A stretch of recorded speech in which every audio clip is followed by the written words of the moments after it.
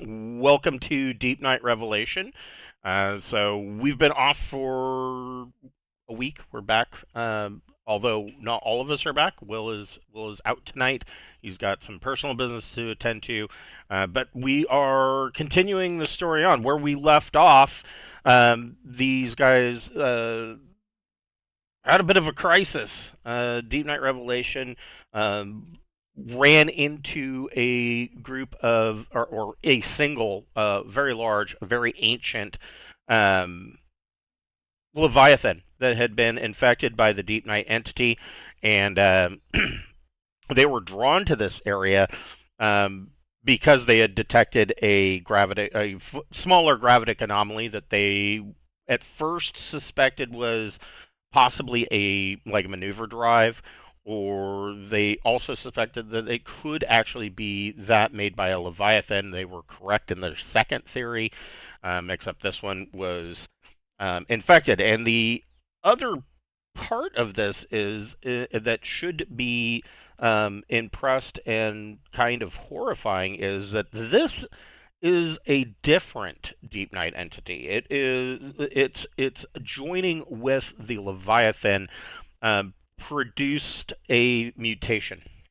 And this mutation, because of how the Leviathans live and operate in deep space, they feed off of hydrogen gas and even the energy of stars.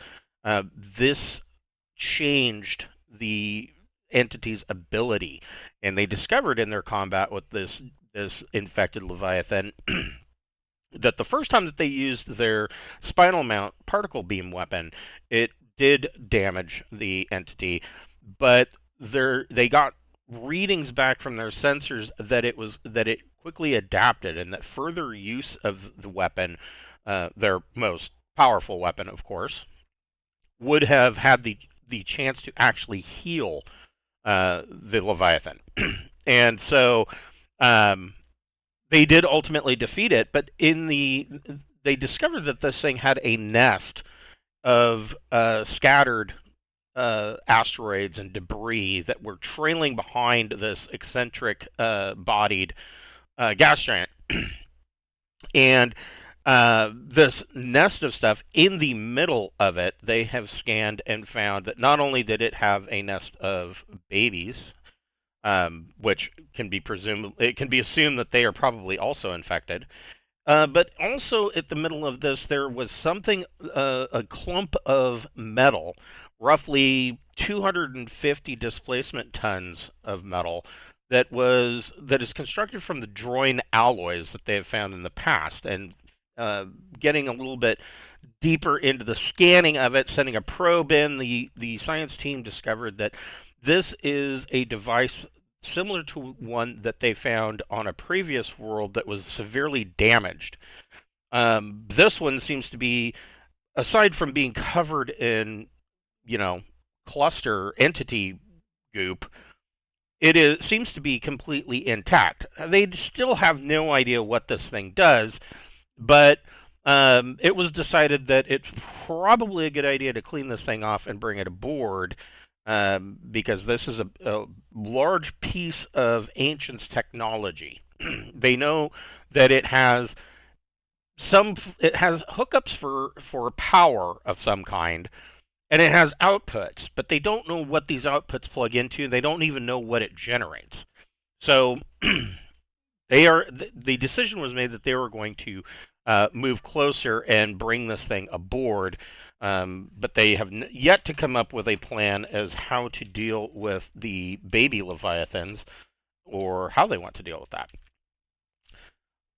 So that is where we left off. In addition to all of that, they also were talking about their once the immediate need of everything is done, they of course want to head towards the secondary star system, because there is a super Earth there that has a fairly toxic atmosphere, but there is another world that has a very thin oxygen nitrogen atmosphere, and they want to check both of those worlds to make sure that they are entity free.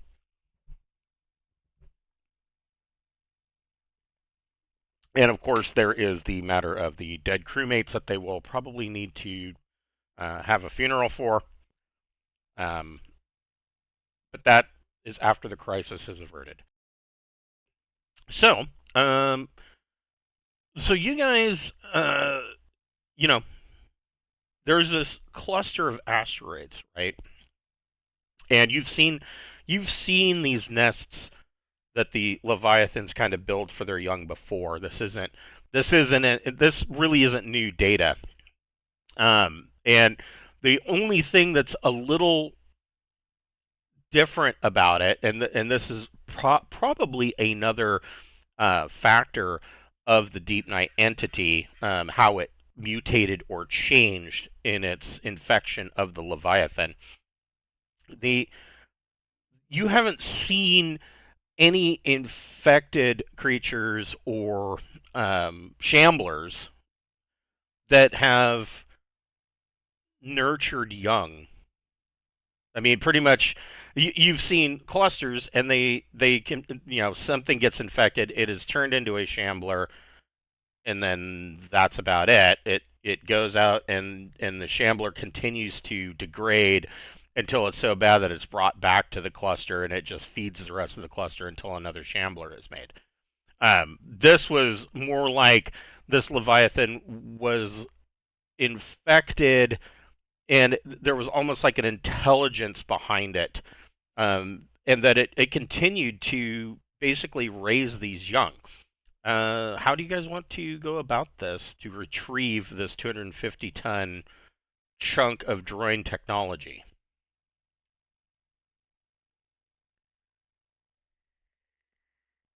No All right, idea. so my memory is obviously hazy 'cause I swear we engaged the Leviathan 2 episodes ago, You did.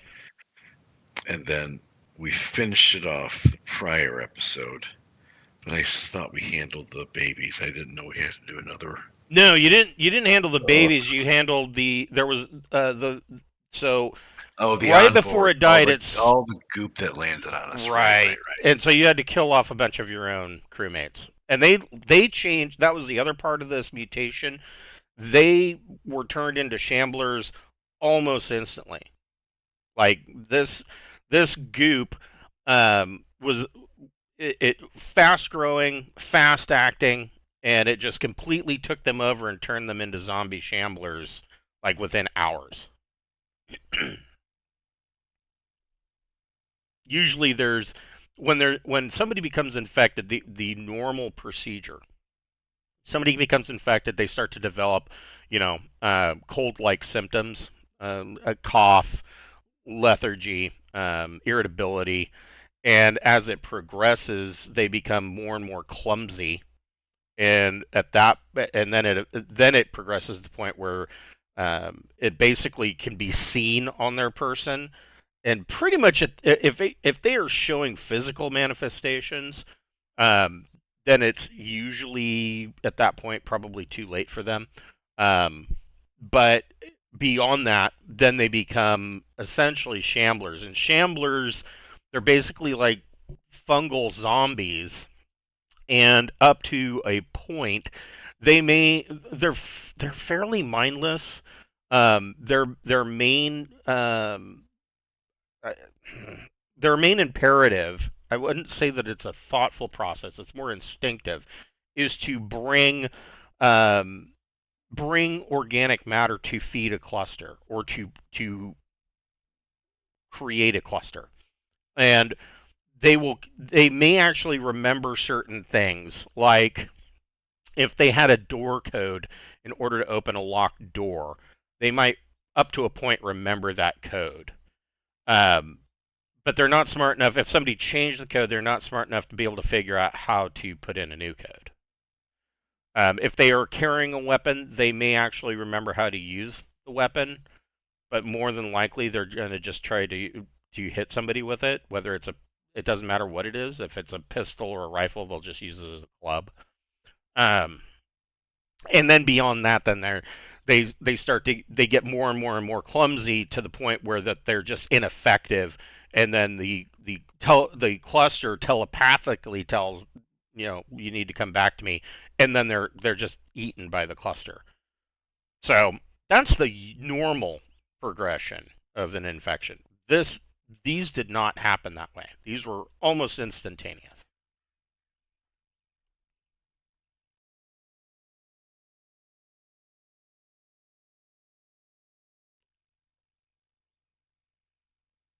Don't touch the black stuff. Yes. So now we So have we have a giant thing that we have to pick up. Where is the giant thing, though? So the behavior that you've seen the Leviathans do, and this was really no different, is that usually around a gas giant or in a belt somewhere, the Leviathans will create a nest by pushing these asteroids together, and they then rear their young there, and of course naturally, especially when you have a gas giant that's kind of whipping around this mass of singularities in the middle of the system, they just kind of spread apart. And so this Leviathan, um, it was one of the reasons why you had seen it here. It would come back periodically and kind of nose them all back together. And so that's the state that they are in now. They are all kind of pushed back together, slowly spreading apart again. And so, because of how thick this field is, Revelation can't. I mean, she's a 75,000 ton cruiser. So she can't really get in there effectively, not without taking damage, which at this late stage of the game you probably want to avoid. And even like Deepnight's scout, like the Desnex, is, I mean, at 200 tons, it's almost too large to even get in there. So the best route that you can go is take the smallest craft, which would be a boat, which is fine because no matter what you do, you don't have a small craft that's big enough with a cargo bay that would be able to load this thing in the cargo bay. So essentially, you would have to put cargo rigging around this thing, and you're going to tow it out and tow it back. So your best bet would be a boat, one of the little 20-ton ship's boats. And of course, that's Pappy a will have to genuinely terrible idea. Pappy will have to do fancy flying. But I mean, this thing is like embedded in an asteroid. So before you can even tow it, at first you're gonna have to go down. You're gonna have to use laser drills or something to get it out of the mess. You'll probably want to uh, get the gunk off of it somehow. I mean, a flame rifle won't work in zero atmosphere.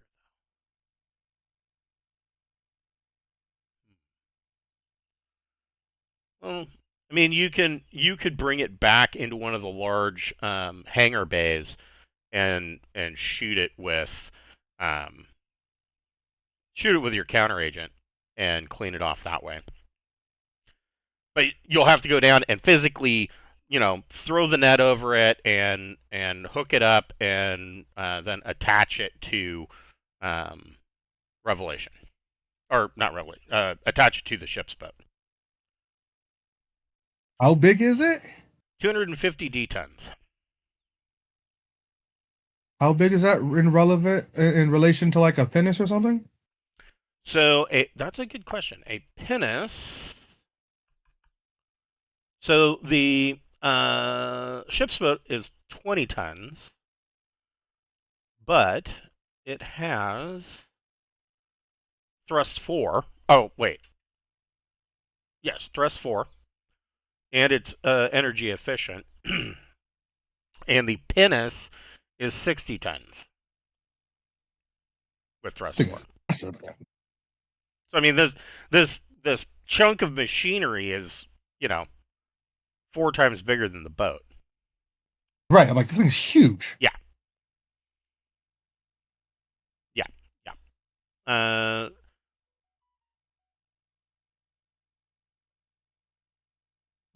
I mean, you could pull it like that in space. You don't have to worry. You don't have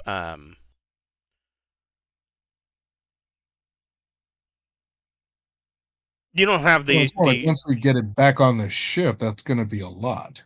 yeah. It's going to take up a better part of a cargo bay. Or not a cargo bay, a hangar. It's Revelation. Revelation. I'm going to look at its hangars. Let's see here.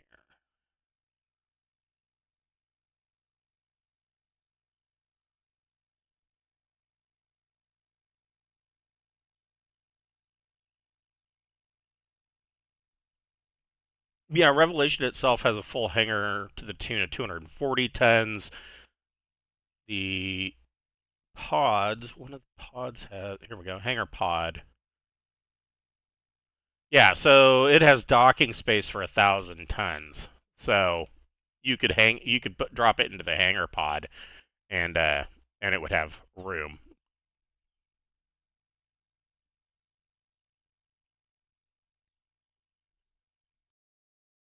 It's more just getting to it, getting it hooked up, and getting back to the ship without everything going wrong. Whoever would like to can make a electronic sensors plus intellect or education check. Okay. I just gotta do a regular electronics check then. Jesus. Okay. Boxcars, no wonder. So, yes. So your initial scans, you pick up. How many of these things are there? It appears that there are 4 of these baby leviathans that are um, kind of hanging around this rock. Now they are considerably smaller than the leviathan that you fought. Having said that, they still have like 50 hull. They're considered like a ship. They have hull points rather than hit points, and they're each one of those still has 50 hull points. Um, you know, I don't But if think that's if right. I mean theoretically we could try to do some trick fuckery to get the thing and avoid the Leviathan babies, but if they're infected and our mission is to wipe out the black mold, the Deepnight entity, don't They we have gotta to go too, smoke all 4 of them? especially if they're an evolved version. I'm going to alter that and say they have 25 hull points each, mostly because, I mean, so the ship's boat has 8 hull points. And I'm like, make them larger as a baby than a ship's boat. And I'm like, they're still bigger, but I don't think by that much. So I dropped them down to 25 hull points each. Um, with your 15, though, you are detecting that they are indeed infected. And there appears to be um, like inert matter, deep night entity matter that is in the crater that this thing is kind of embedded in. And from your sensors, you can get up pretty close and personal with 15. This thing looks like it's been here in this asteroid, or just kind of embedded in this asteroid for a long time. It doesn't look like it impacted the asteroid. It has been. It looks like it was placed in the center of a impact crater and kind of left there. Do the Leviathan babies look like they're kind of hanging out near it or just kind of around in the area?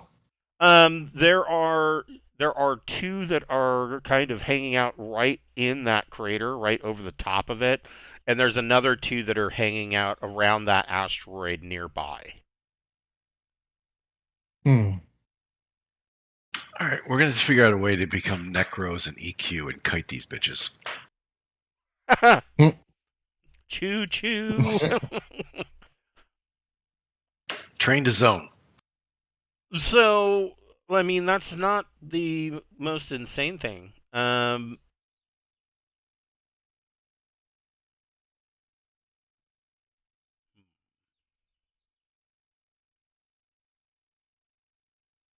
Either one of you can make a. Do either one of you have any science skill?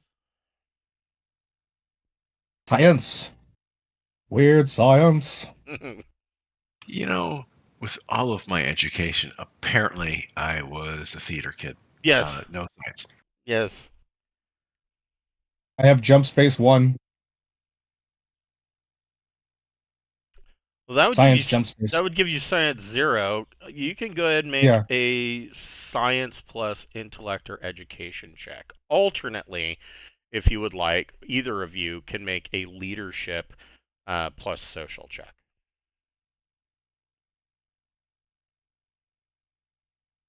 That would be a full 0 for me if I rolled the leadership.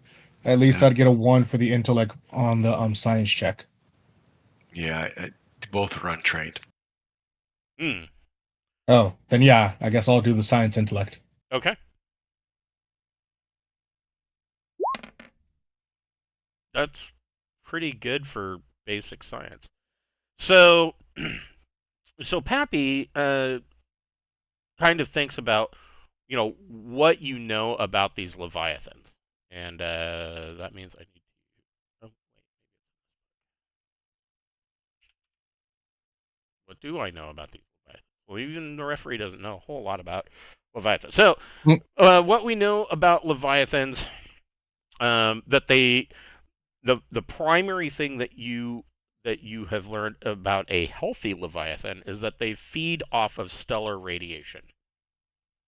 So they basically charge some kind of internal storage by absorbing light and heat and probably other wavelengths from stars, and then they've got these like feathery tendrils on them. I think I've got a picture here. Yeah, this is what a healthy Leviathan looks like.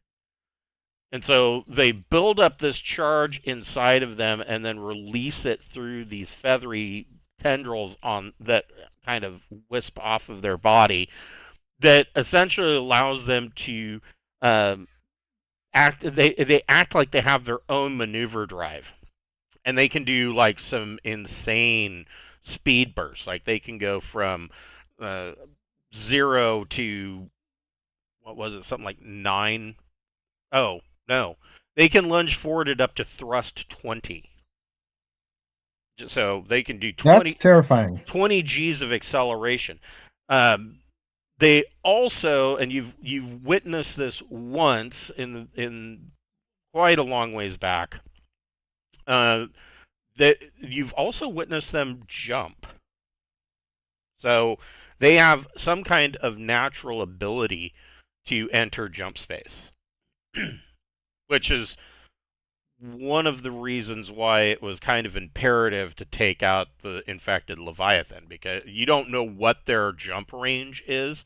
It would probably um, it would probably depend on their how big they had gotten, because these things can live for evidently hundreds, if not thousands, of years, and they just keep growing, and so you have no real way of knowing how far these things could jump. The one that you fought, the infected one that you fought, had 50,000 hull points.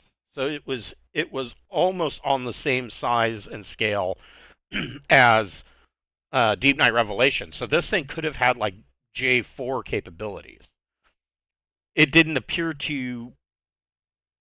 You didn't see it jump, and it's possible that the reason why it was still in the system, and that it is A, that it had babies, and B, it's possible that the entity hadn't learned about that part of its physiology yet. But it eventually it would probably figure it out if the entity grew more powerful and there was a cluster made somewhere. I mean, you know that as these clusters grow, they get smarter. Kill them all. There, We can't leave them behind. They will get jump technology, and then that'll be a whole new mess of horrible because these are better and worse, or worse, not whatever. So yeah, they got to go. the there. Now that I think about it, so with your 11, it would have occurred to Pappy that this um, mutation of the entity. This isn't really the first time that you've seen a change in an entity's behavior.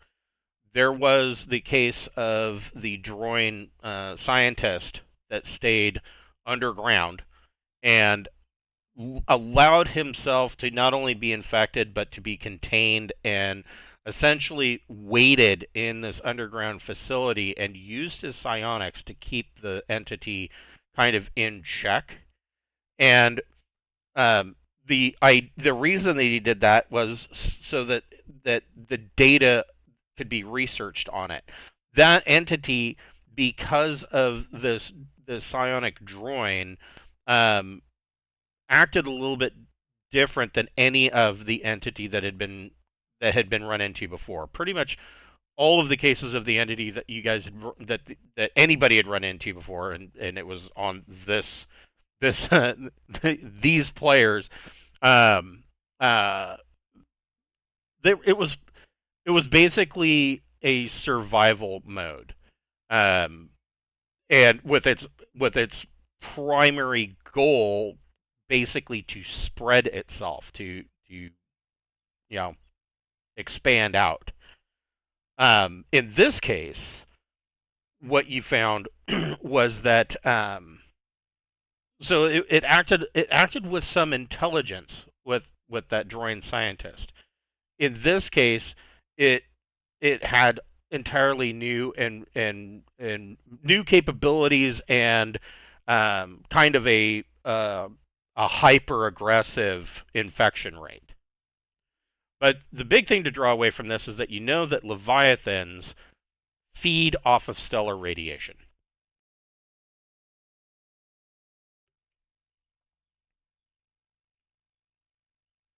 There's stellar radiation around where it is. Well, the K8 star would have stellar radiation. I mean, this whole area, this whole solar system, as completely fucked up as it is, would have would be awash in all manner of radiation.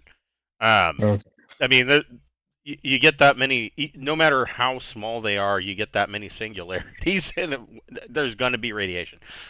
Also, this large gas giant is probably a hive of radiation as well, which is why the nest is there, because that's a food source. Um, but if you wanted to try to lead them away, you you might some form of radiation um, would be the key. That makes great bait. Mm. But it doesn't solve the fact that I mean they're infected. Your sensors can clearly see that they're infected. Um,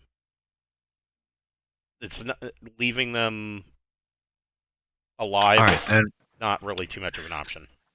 all right. So if we put some high caloric bait out there, the problem is we're going to draw all four. We're not going to be able At to once, right? We're not going to be able to feign death and have three of them run back and then get back up and keep kiting the one, right? Honestly, the only thing I can think of is we launch all of our ships and fucking attack it Death Star style. Red leader. Yeah. My other thought is the mother was only able to regenerate after she took the first hit from the spinal mount. Right. So if we can some way get them to line up in a row, we might be able to take them all out with one shot from the spinal mount. Yeah. Or at least take them out one by one with the spinal mount. Unless they can share like the freaking Borg where you hit one of us and now we all know how to handle Well, it. that's the way I was just going to say. That's the way entities in close proximity of one another have acted before. So like Yeah, so they might have so mama's like knowledge. a shambler doesn't have to be in physical contact with a cluster in order to be controlled or commanded by it. It's some form of So we're, telepathy. so we're doing a biological Borg. Yeah, kind of. Psionic mushrooms.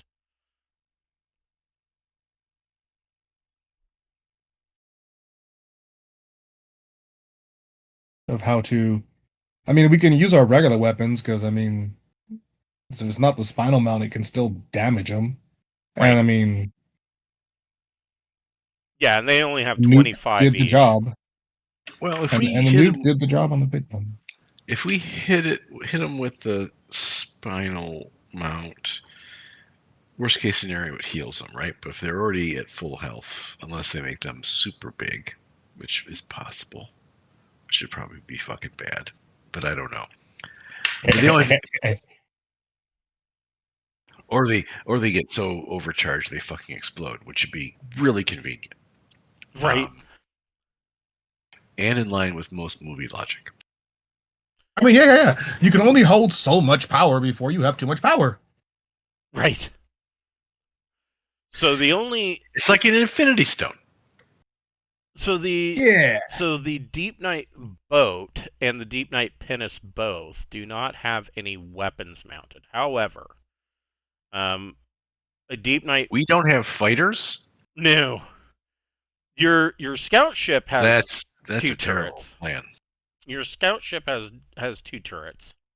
Two triple turrets.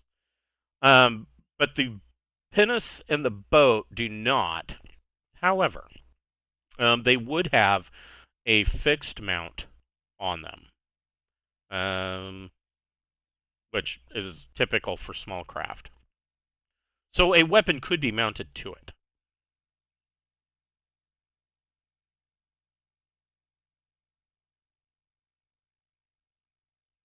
So we're not going to be able to launch a fleet of attack fighters.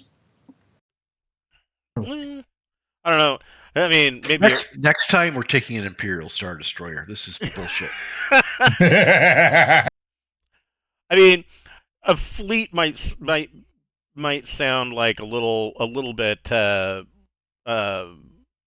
more grandiose than what could be fielded, but probably within the hour, your deck crews could easily mount 5 boats with pulse lasers.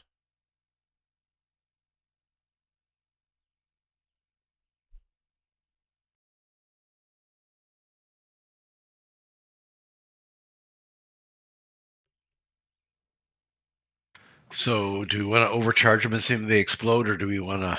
I say we do that, and then we send our single squadron of fighters after them, with the pinnace being our Millennium Falcon. Yeah. And I assume that you guys want to be in the pinnace.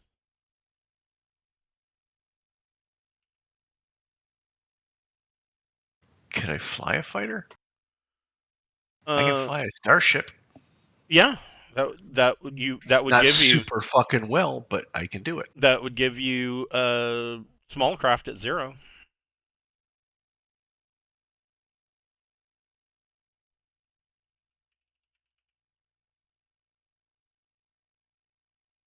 You're the flyboy. What the hell do you want to do? Hey, I thought I was going to get the pinnace. I was like, all right, yeah, you put me in the pinnace. Let me do some high flying, some high maneuvering, flying and stuff. But I mean, the pinnace had weapons, didn't it? No. But like Oh, I damn, said, we literally they would have a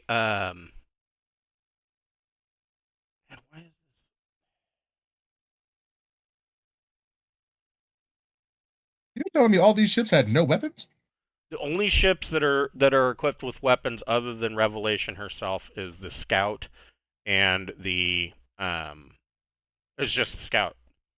Everything else is unarmed. But small craft would have a fixed point, and like I said, in an hour, deck crews could mount pulse lasers and have them hooked up. Well, can we fly the? Oh, then do we take the scout? Well, like I said, the What's the damage asteroid between? field is pretty dense. So the smaller the ship, the better time you're going to have getting in there. You could take the scout, but even at 200 tons, it's pretty tight getting in there. Pappy would be at a little bit of a detriment in, or there would be a negative to his piloting. I'm okay with the fixed lasers and waiting for that to happen and doing that route, and then just like put me on point flying, I guess, since I have the better flying skill, and then just follow my lead. I'll try not to do anything super crazy. Shoot what comes at us, and if need be, I'll do the crazy maneuvering to flank and do crazy crap like that. Okay. And we just shoot, shoot, shoot until things die, die, die. Yeah. I mean, um, pulse laser does what, 2D? Double check that. Take Yep, forever to does take out. does 2D, and these things have 24 or 25 hit points or hull points each. So 2D would. Okay, so we need at least 3 hits on it to take it out, like minimum. Mm, Because two, even if at 2D, well, that's I mean, still only assuming 24. assuming at 2D, assuming that you're not rolling two ones, because that's only 2 points of damage. That's what I'm saying. Minimum, Yeah, we would need to hit it 3 times. Minimum. yeah. Like that's if we do amazing rolls, we get 3 hits on it before it even goes down. And each of you can fly a ship, so that would give you probably a little bit better chance. But we'll see how your other pilots do. There, the other Ooh, the plan. the pilots aboard Revelation are basically utility pilots. They're shuttle pilots. I don't. I What don't. if we lure them? You said there's all these asteroids. Could we not put like a nuke on an asteroid and lure it to an asteroid and have it go boom? Yes, you could. Nuke was the most effective thing we had against the mom. That's true. So we could, if we could get 2 of them lured towards one area, we could blow up a nuke or two. And if we can get 2 of them lured to that way, we're not trying to take all 4 on at the same time. Sure. And maybe if we set up like kind of like a minefield in a sense of like we know where they are, get them past that point, go boom. But we have to set it up before we can make them go boom. Right. Would they like immediately come after us if we went anywhere near the minefield? You don't know. You just know that right now they're hovering around this one, like, central asteroid that is trailing behind this gas giant. I already called it a minefield. I didn't even call it asteroid anymore. I was like, oh, the minefield? I've just decided it's a minefield Just, now. yeah, the same thing. Whatever. I mean, if you're setting up, are you wanting to put nukes on multiple asteroids, or are you wanting to? Are you? Would one, based off our knowledge of their hit points, would one nuke do enough damage to more than one? I yeah, Because if not, I would say so. Let me see. because like That would What it be. really comes down to is one nuke going to do the job? Because if it's not, we're setting up more than one. Let me look at missiles. Before we go too That'll. deep into this plan, how do you like that plan? Does that work for you? Sure. Okay. Let's look at. Because I trust my rolling on flying skills to at least mostly not die every time. I So would trust nuclear. mine. So nuclear missiles do 1d times 10 damage. But they also have the radiation trait. Kind of a double-edged sword. Right. Or we got to kill it before it can heal. Here we go. And then is that nuke damage like that 1D or 2D? You said 1D times 10?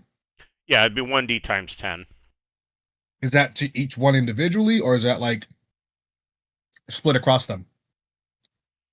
That would be, well, according to that is one nuclear missile.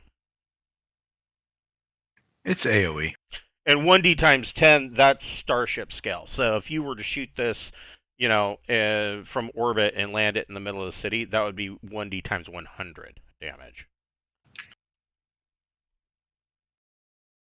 I guess is what I'm saying is like if that one missile goes off and there's two of the babies, does each one take the 1d10, or is it like split between them? I would say that it would be AoE. Everything within the blast radius would take damage, and Okay, it cool. I just doesn't want to make really sure. give, because I'm just looking at nuclear missiles themselves. It doesn't really give a blast radius, but if we look at, let's see here, where are my explosives? I just don't want to like do the attack. I don't want to be like, oh hey, we did it. Oh darn, one missile wasn't enough, and now we have to come up with a whole new plan last minute. Let's see, rockets, missiles, bombs, specialized ammo. Come on, where's the fucking explosive? Is Stage one, kind two, of guide three. them into an area, have the nuke go off. If somehow the nuke doesn't do enough damage There we go. because they have 25 points, so we roll a 2 or a 1. Hopefully, then we might be able to, with a couple laser shots, Oh, knowing where they are, be able to kind of light them up. so the nuclear detonation charges that you have aboard the ship. Let me cross-reference this because they don't give you a whole lot of details on the pocket nukes. It says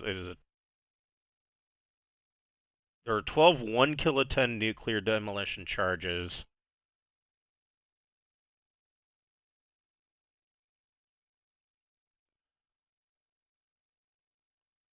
Uh,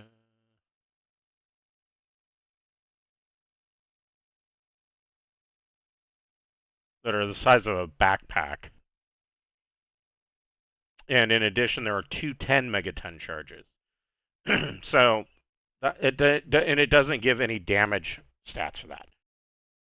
However, if we look over here at the central supply catalog, a pocket nuke, which is a dirty bomb, it does 60 times 10 damage, and that would be personnel. That would be personal damage. So if spacecraft scale, it would do just straight 6D. Has blast 1,000, so 1,000 meter radius, and radiation damage. In addition to that, size of a briefcase. So this would be the 1 kiloton, the 1 kiloton charges. So if we take that times shit, let's see. I would I mean, say that's that assuming it's I would going say off that the planet side. I would say that the 10 kiloton charge would probably do 12d times 10 damage and would probably have a twice the blast radius. So blast of 2,000 meters. And 12D is definitely enough to get the job done. Okay. I would think, yes. Yeah. I mean, at that point, we'd have to, yeah. So in this one, 12D. so this says, It's like 12Ds with an average of 2 on the rolls would do the job. so this description is that the pocket nuke is hideously illegal on most worlds. Pocket nuke is actually the size of a briefcase and therefore too large to fit into a grenade launcher. Using multiple pocket nukes will not increase the damage or blast of the explosion. I don't know that that's necessarily, well, I don't know that that would necessarily be true, but I guess from a game mechanic standpoint. I mean, 6 DD damage is already pretty bad. Yeah. But I mean, like, if we can get a pocket nuke that we have a remote detonator on something so we know like where it's at in the space area. Yeah. And get them to fly through that area. Big bada boom. Okay, so so then the question is, do you want to send your cronies out to do this? Send, flight crew to go out and set this bomb up, send the B team. And then yes, just to set up the bomb, yes. Okay. Because if it goes bad, I'm not going to be the one to die just setting up a damn bomb. Better you guys than me. It's a dangerous job. You should go do that. Well, they have the easy part, but if it goes bad, it goes bad on the easy parts. Because I'm still have to get them to fly there, so I'm going to be the one drawing them there. That's true. That is true. So, but if it goes bad, let it go bad on their step and go, okay, well, that plan was a bust from the start, as opposed to, well, damn. So, it takes these guys probably about 10 hours. And they go out and they are careful. They try to not actually draw too much attention to themselves. And these guys actually went out EVA. They didn't even take a they didn't take a boat. They went out Oh, wow. with maneuver packs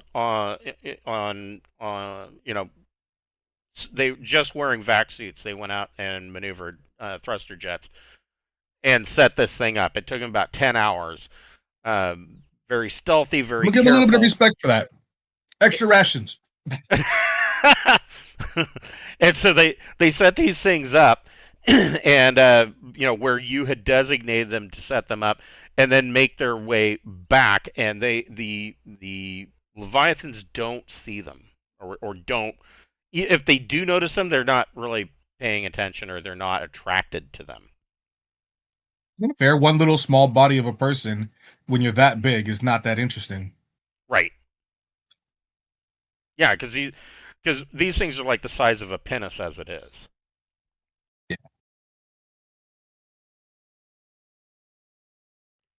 Yeah. So then, what is your plan for? Are you just going to shoot at them and then fly towards where the asteroid is, or where the nuke is? No, because they outfly me. They have more speed. That's true. So it's going to be more like, how do you want to lure them over to the nuke? Well, I'm going to dress up like a girl. With lipstick, like in Bugs Bunny. Yes. Yes, that'll work. Damn it, there goes my plan.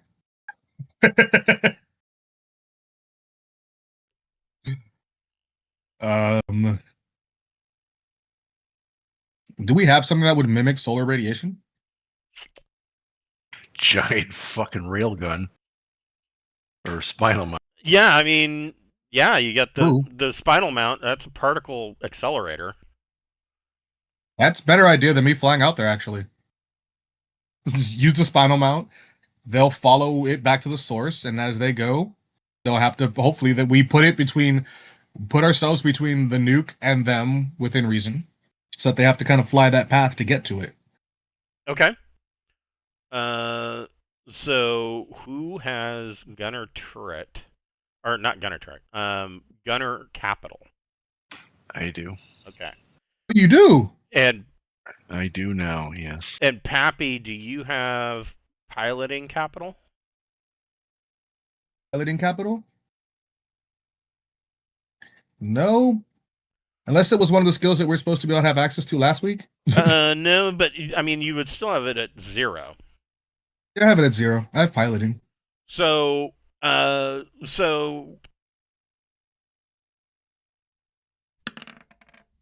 Pappy, go ahead and make a piloting capital plus dex check to try and line up this shot. Oh shit. Oof. It's taking a little bit longer. Pappy's kind of trying to maneuver it in. Um, you guys are on the bridge of Revelation, and Pappy's, bringing the ship, because the spinal mount only shoots in one direction. It's not even gimbaled. We It have comes. pilots for this. Yeah, so. Yeah, but they ain't doing much better. Between Oh the fuck. between the two of you, it takes you about 4 minutes to line this shot up. Um, Mel, you can go ahead and make a shot, and but you're at a -1.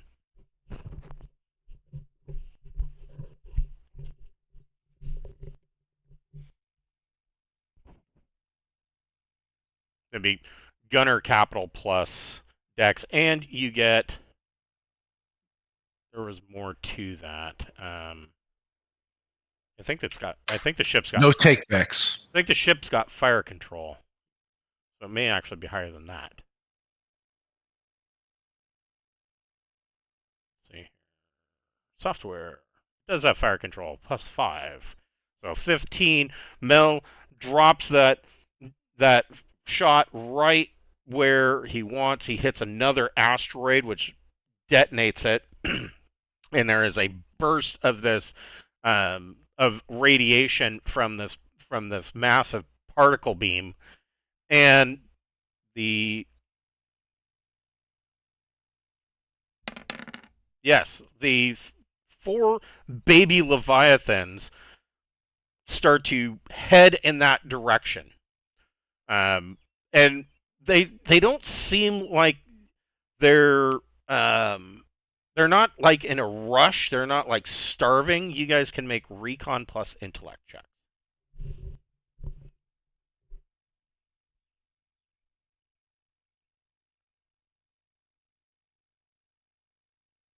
Why the hell can I find it? It's right there above science. So both of you notice like they're kind of going in a line. The last one is kind of straggling behind a little bit, and it kind of does a loop around, and then kind of slowly starts to follow the other 3, like it is looking to see where the mother is. It takes them probably about another 18 minutes. They're not, like I said, they're not in a hurry. They're maybe moving at like 1 g of thrust towards where this radiation, or where this the particle beam went off, and they're just kind of meandering over into that direction. It takes them about 18 to 20 minutes to get over there. You detect that they are within the blast zone. Whoever wants to press the button can roll 10d times 10 damage. Oh, 10D. Oh, that's right. I've been rolling low, so I'm gonna leave it to you. Okay, so that's roll 10d6, right? Correct.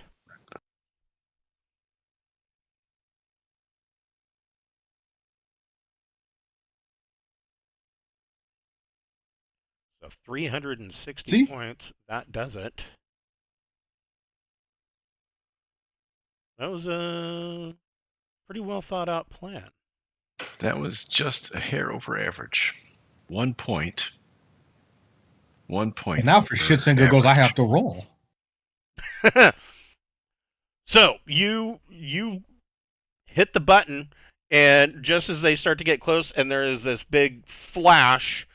Uh, Unlike it's a flash, and then it's gone almost instantly.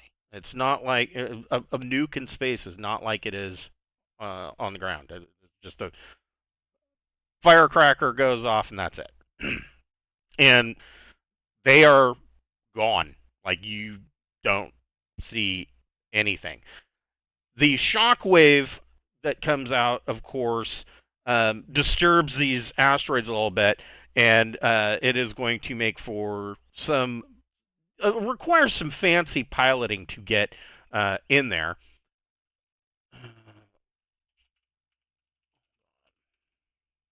It is. That is absolutely not me. So, Pappy, if you guys are heading over to this asteroid, this is the stats for the Deepnight boat.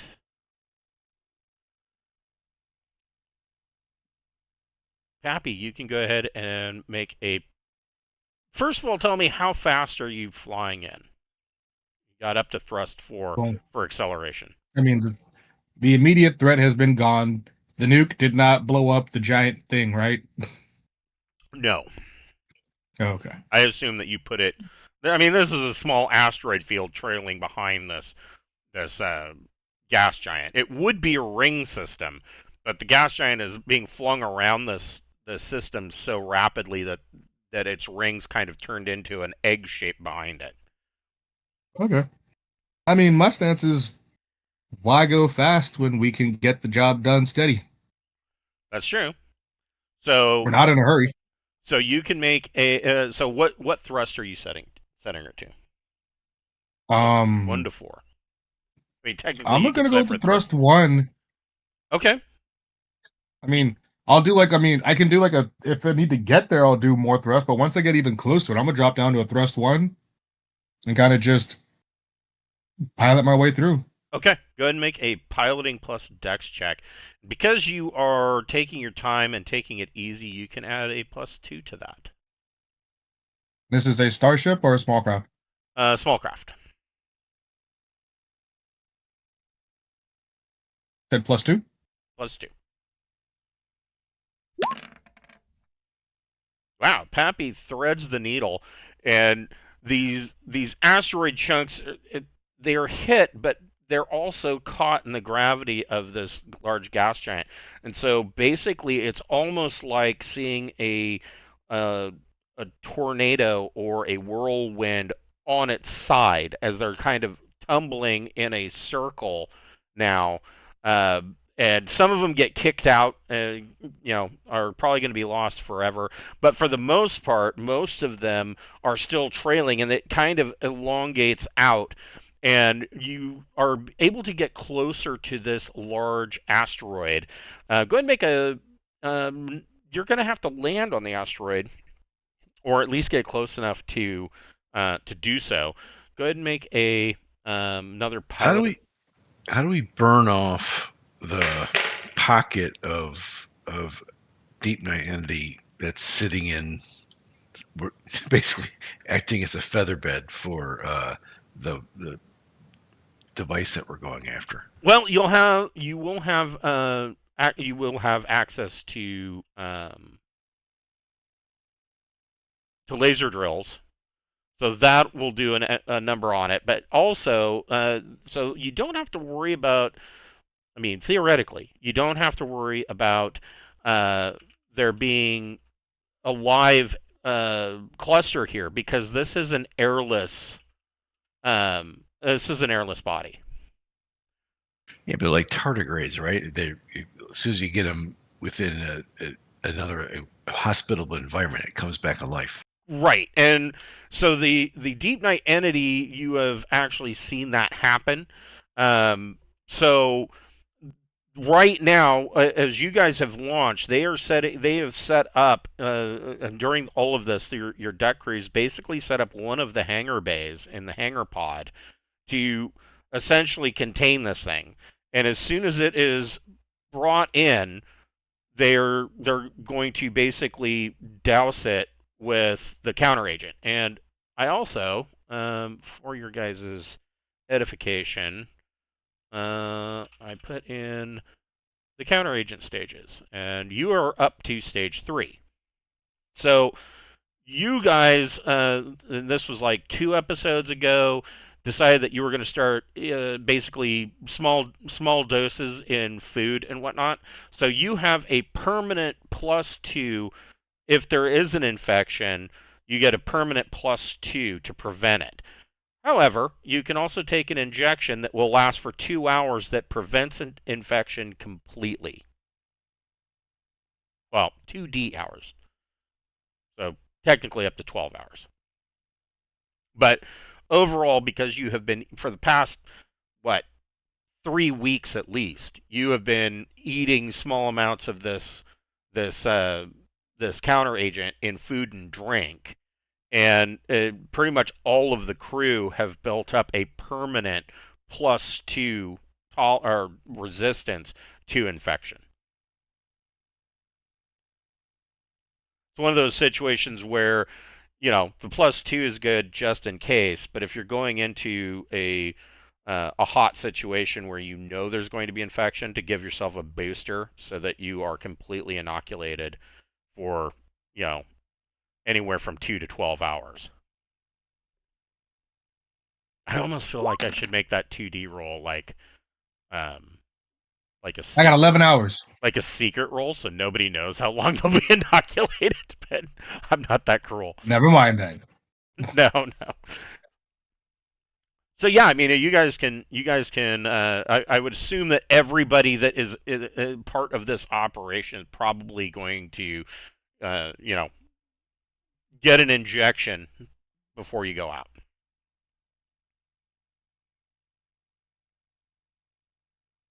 Happy sure as hell did. I would assume so.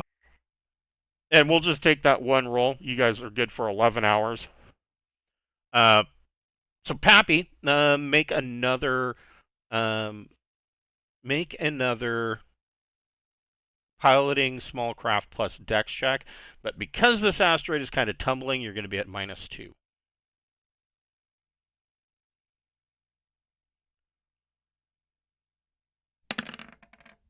And you still got it. Pilot, I'm fly. Just a second. Every time I make a pilot roll, I just feel like Homeboy from Independence Day. We're like, we need a pilot. You're like, I'm pilot. I can fly.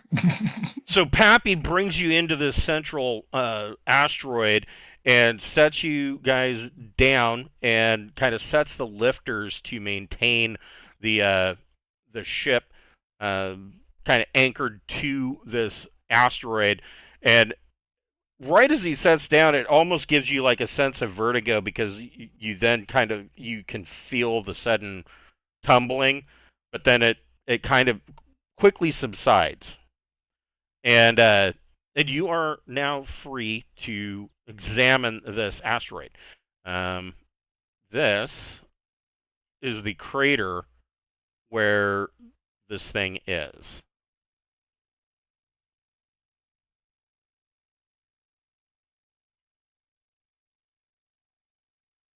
And given that so I had a plan for there to be some combat here, but you guys thought ahead and derailed my plans. Good Because we blew to up the babies. know. Wait, were the babies gonna try and attack us? Yep, there was going to be baby Leviathan. I don't know that attack is actually necessarily the right. There would be curiosity about you guys, but I don't know how far advanced. I don't. I didn't really think ahead to think about how far they were infected, but probably not to the extent that their mother was. Um,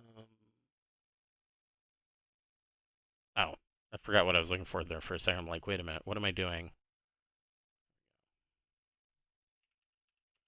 I think we need to wipe it out wherever the fuck we find it. Well, right, and I mean, even though these were, I do have, even though these were baby leviathans, why is that? Watch fucking Greenpeace come after us. PETA, you guys killed baby space whales. Yep, 100%. With nukes. Right. Yes.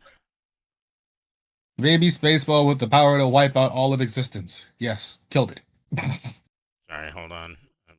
Roll20 is just kind of being a pain in my ass.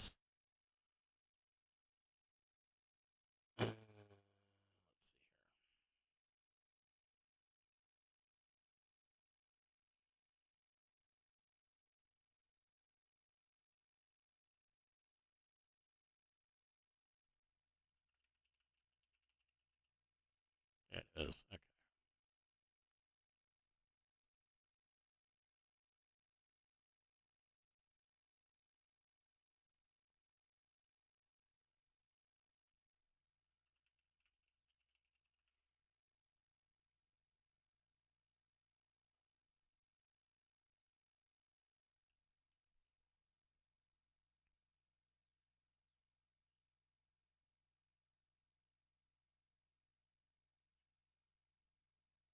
Okay, so you guys have I you how big is this thing?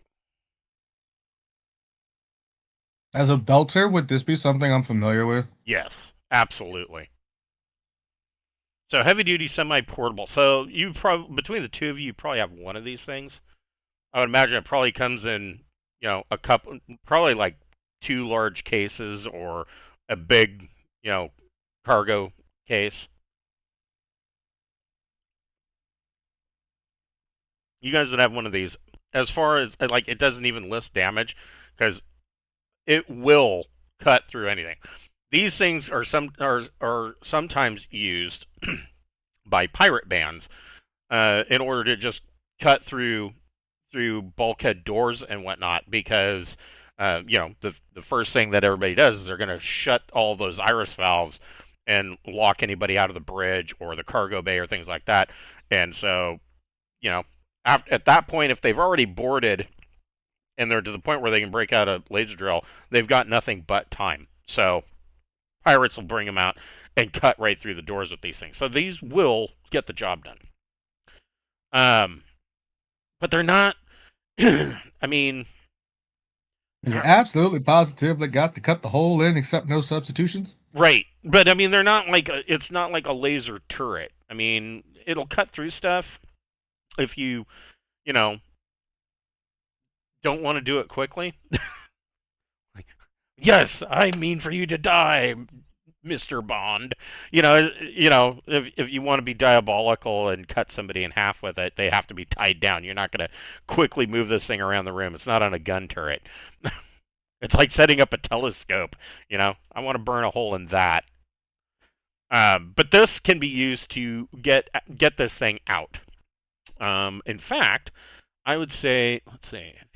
Oh yeah, see, F uses a weapon inflicts DM -2 to attack rolls, and only has an effective range of 10 meters.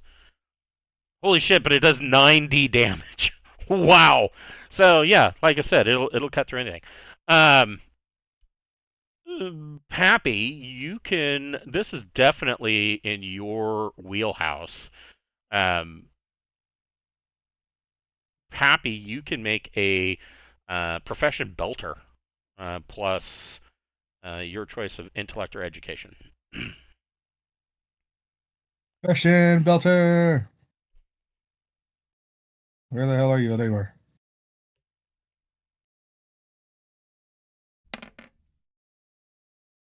Excellent. So Pappy is setting this thing up, and he's getting it, on the tripod and aligned. What's Mel doing while Pappy's setting up this laser drill?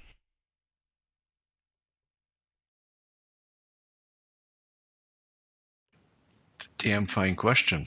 One that I wasn't considering, because I was waiting for him to burn away all that shit to go to go look. Yeah, it'll probably take him. It's going to take him a good 5 minutes to set this thing up. And I mean, I'm not even. You can see that whatever this thing is, it's very. Like I said, you've seen this, or at least part of one before, because you found one buried in the mud on that Droyne ship in the past. And this thing, Uh, now I have to remember. Oh, well, that's good. It came right up.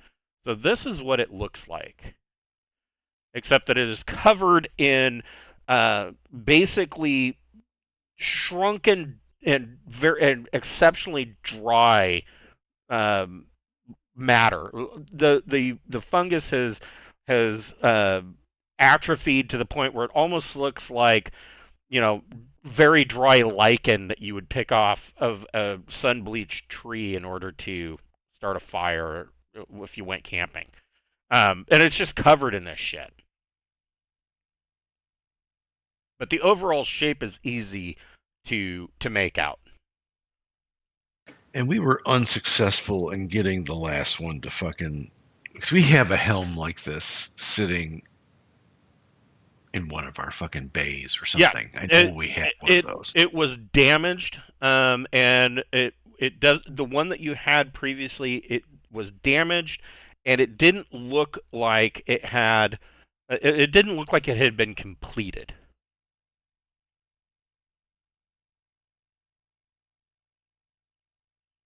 But weren't our clone drones able to pull something out of it, get some usage out of it, if I remember correctly? They were studying it, but they don't. They have no real idea of what it does or how to actually connect it. All they really know is that it has inputs for power and it has an output, but they don't know where the output actually goes.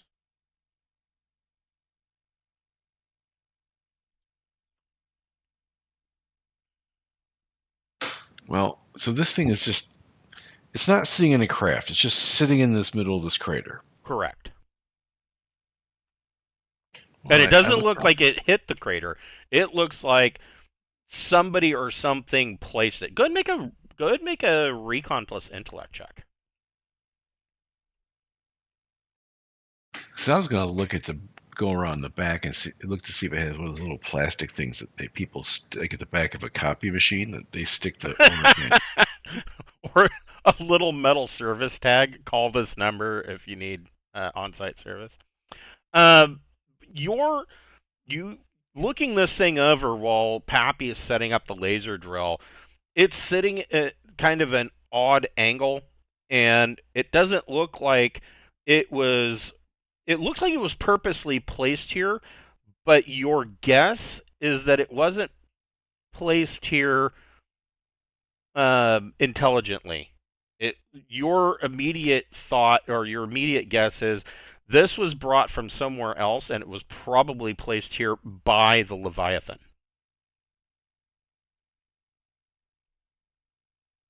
Okay. It doesn't look like it was That's set in weird. here by anybody who has opposable thumbs.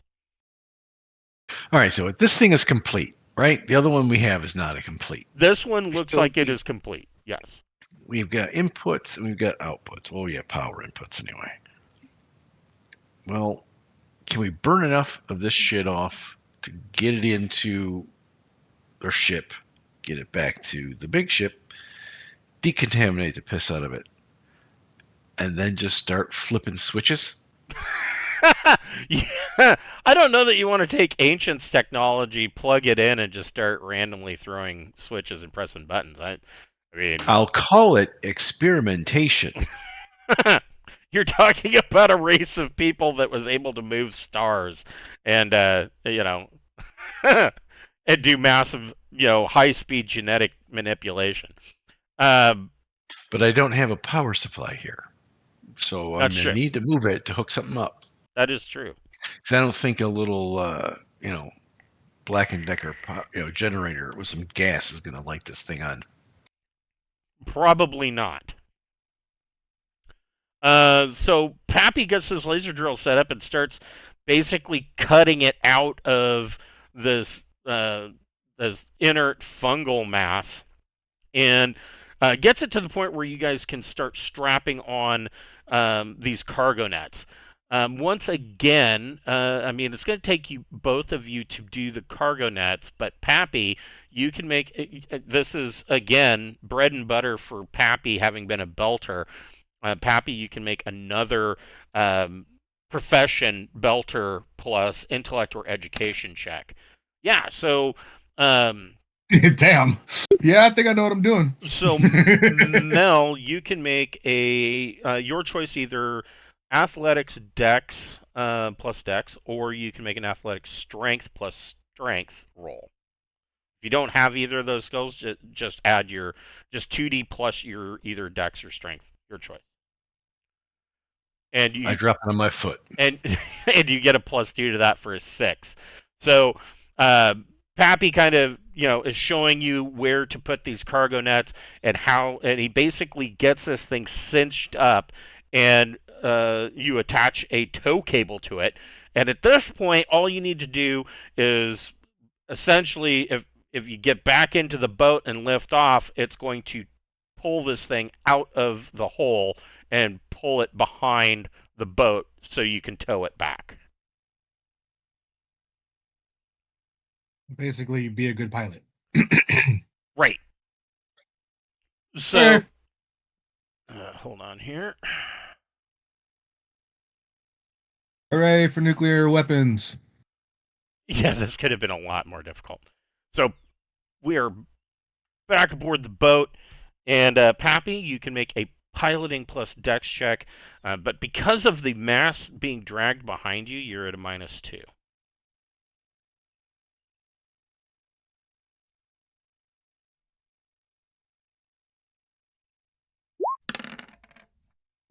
Okay, so he is able to lift off slowly. What thrust are you setting this at? Uh, Not knowing what the cables can take in terms of thrust, I'll probably keep it at a 1. Okay. I don't want to go too hard and then have to make a move suddenly and the cables go yoink. Right. Yeah, that would not be good.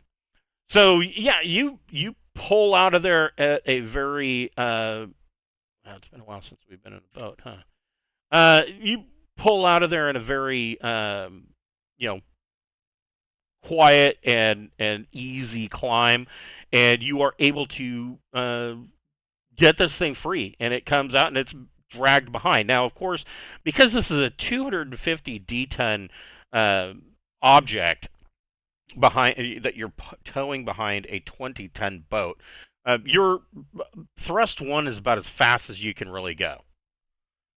But you are able to kind of you pull it off of this asteroid.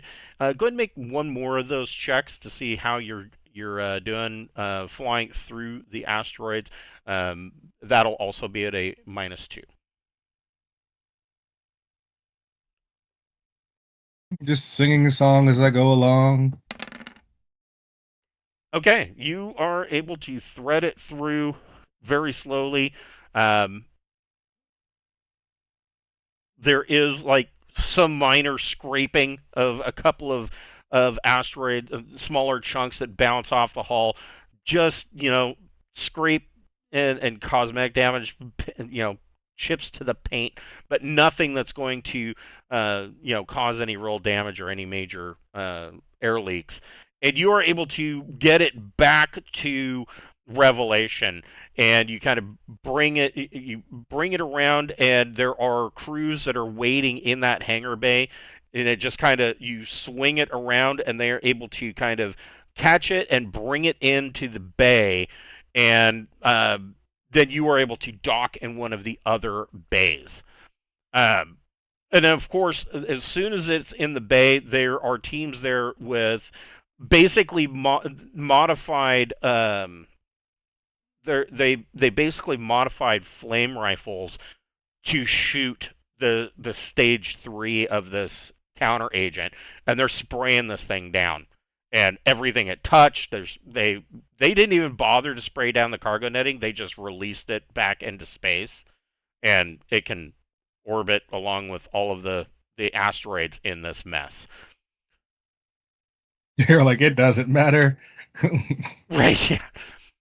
You guys get back to the bridge, and the science crews There are scientists from the science division that are heading down to kind of look this thing over. They're waiting with bated breath until it has been completely decontaminated, and they got this 250-ton chunk of ancient technology intact and whole sitting in your cargo bay. This is something that nobody has ever seen before. So, to your knowledge, um, there are maybe a handful of artifacts of ancient design that have been found, and in almost every case, two things happened. One, One, you get rich. well, yes, you get rich, but and that selling them to the right person on the black market is exceptionally financially viable. But one, they almost always are broken or aged to the point where they just don't work anymore. And two, they're so alien that nobody knows what it is even that it would do. And this is kind of the same situation with this. This, however, is the first time anybody's seen something that is perfectly preserved and whole and intact. And theoretically, I mean, the initial reaction from your science division is, if we can figure out what this does, it should work. This is a massive find. As you guys get back onto the bridge, there has been more information that has come in about this gravitic shell. And so at the center of this system, of course, is the gravitic shell. And the scientists you kind of walk in as they are showing on a holographic display. They're showing this to the captain and the first officer and kind of explaining things. And essentially, they go over, the makeup of a, basically a black hole. And, you've got at the very center of this, you've got a singularity, which is just an infinitely dense point. It's surrounded by the event horizon, and they go into the explanation that at the event horizon, you cannot escape. That's it, and that's really where the laws of physics break down. Now, oddly enough, those laws of physics that break down it's very similar to like jump space. The laws of physics and jump space don't make a whole lot of sense. In fact, most of the scientists and engineers don't really understand how jump space works. They know how to make a jump drive operate, but they don't understand jump space because the physics don't match what we have in our universe. And then, of course, beyond that, you've got the photon sphere, and there are jets that come out of these things. This singularity is where there doesn't seem to be any relativistic jets that are coming out of it, and all of these, there are hundreds and hundreds of these singularities, and they are moving unnaturally.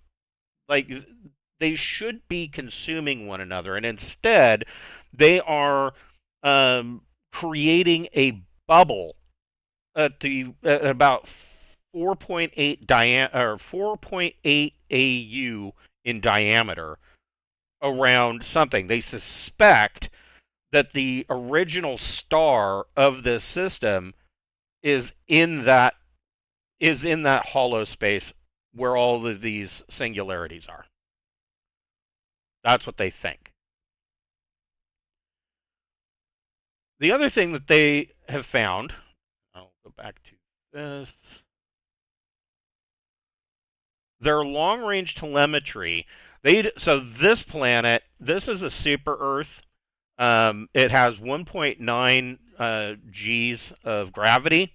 They don't know if there is any actual. They don't have any way of knowing if there's any actual entity that is on that planet.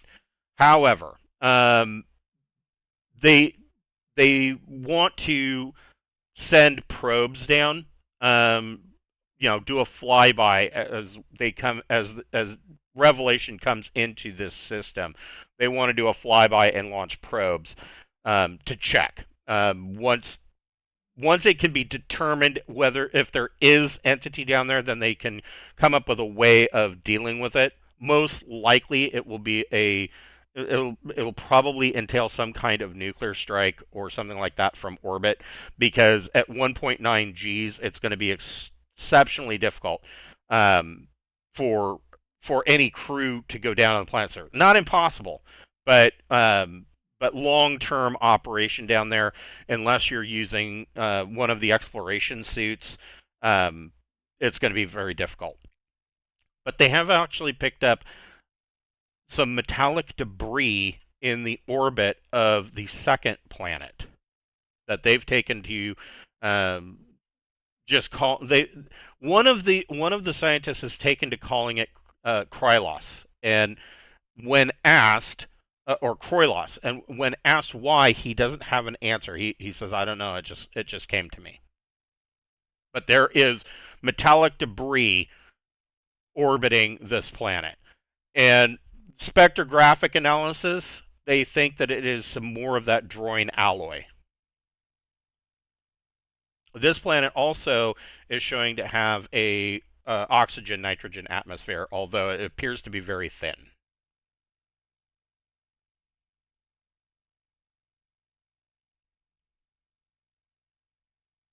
And number one is just an airless rock ball that is highly unstable. It's cracking up due to the gravitational pull of not only the star, but because of its orbit. At the closest point, it seems to be getting pulled eggways and then pushed back into a round shape and pulled, and so it's a mess. They've also done a bit of backtracing of the orbits of all of these worlds, and believe that this entire system is artificial. Um, and it probably got majorly perturbed when whatever it is that created this gravitic shell was created. They think that there was always a secondary star, but its orbit was vastly altered, and many of the planets here were either destroyed. Like this planetoid belt appears to be multiple planets that actually crashed into one another to form this belt around the gravitic shell. Some of these worlds, like this ice ball out here and the large gas giant that you're currently orbiting, it looks like they were captured.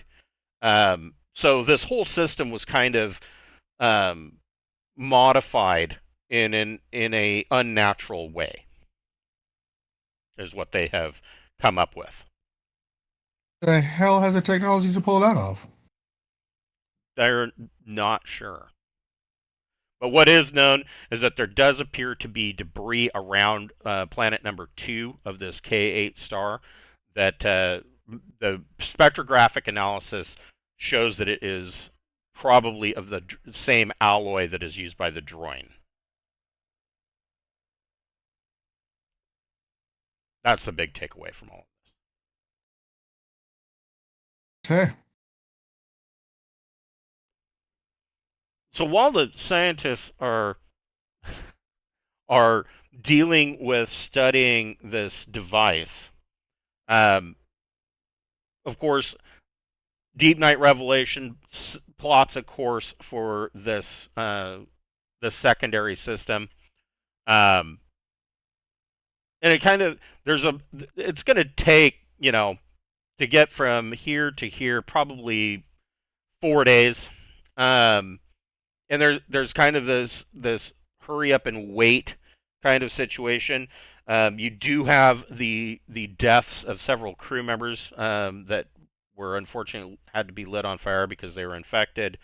Did you the crew are anticipating that there's probably going to be some kind of memorial service or wake or what have you. Did you guys want to deal with that or wait until next week when we're all together? Probably wait for Will. Okay. So Will would be the better one to do that, yeah. yeah. as much as he loathes it because the crew are such idiots. They're so dumb. So we'll break here for this week, and we'll pick it up next week with you guys doing the funeral, probably just a mass funeral and kick them all out into space kind of thing, and then we will deal with what's going on with this Droyne stuff and probe this super Earth. We'll do I can't that. believe that nuclear plan worked. Yeah, I'm quite surprised. No, so I thought I didn't think that I didn't think that you guys would come up with it, but it had occurred to me. I'm like, well, I mean, they could bait them, and then they wouldn't have to, um, you know, deal with them in a combat situation. They could just bait them away and deal with them. But I'm glad that you guys did. You proved me wrong. I'm glad you came up with that. Especially since I'm Yeah, usually just face shoot the fuckers. Let's just do it. Right, right. Well, I mean, there is. I mean, if you wanted to get into a one-on-one fight with them, um, a plasma gun would actually damage them, but it would only do, what, one or 2D worth of damage per. I think one D. It doesn't do a lot. So I mean, there was that. The other one I was thinking, of course, mounting the guns. You could do a space battle against the baby space whales. I think that the luring them away was a much more elegant solution. Just take care of it all at once. In the next campaign with my drone operator, if you think I am not going to have a fleet, an absolute fucking armada of goddamn attack drones by this point, this late in the campaign, you're out of your mind. Oh, absolutely, absolutely. Yeah. The planning for the next campaign is coming along, and they just came out with another one of the Fifth Frontier War books that I wanted to throw in, Brushfires, and so that will be added to the Friday night repertoire, and I'm hoping. So what I ultimately wanted to do is I wanted to cap off that next campaign with the Singularity campaign, which mostly because I feel that is the post Fifth Frontier War moving in that direction, from according to the timeline, and so I really wanted to do Singularity, but I haven't seen anything about Singularity. They did the Kickstarter, and there was a whole bunch of information about it, and then nothing. It has vanished off the radar. And I did some digging. I did find that they were working on it. I would have thought we would have had some news, or it would have been on the release schedule. But I'm not seeing it yet. But I've got plenty of other material. I'm thinking that by the time we get to that stage, it will have been released, and I can add it in. So that's I want to cap you guys off with a big big campaign for that one. So I'm working on it. Getting all the pieces to fit is like moving for the Fifth Frontier War is like moving a jigsaw puzzle around, because there's going to be some overlap between the Wednesday night game and the Friday night game, because you guys are both going to be doing things theoretically at almost the same time. So I mean, there will be some overlap between those two groups, as far as the war goes. So should be very interesting. I mean, we're going to engage them in war. If you think I'm smart enough to fucking find the spackle that you use to hold the whole thing together, you're out of your mind. It's funny that you bring up about going to war with them. You will be kind of on opposite side of things in some cases. Okay. So it's going to be interesting. We're going to get to see. So between the two nights, we'll get to see stuff for the Fifth Frontier War from both the Jodani and the Imperial sides. Oh, they'll get to see it from our side, all right. Right. All right. Well, we will pick this up next week. Hopefully, we'll make it, and we'll pick up from there. Right on. Right, Appreciate cool. you, sir. All right. You guys have a good night. Good one. Take it easy. Thanks. Yep. Take it easy.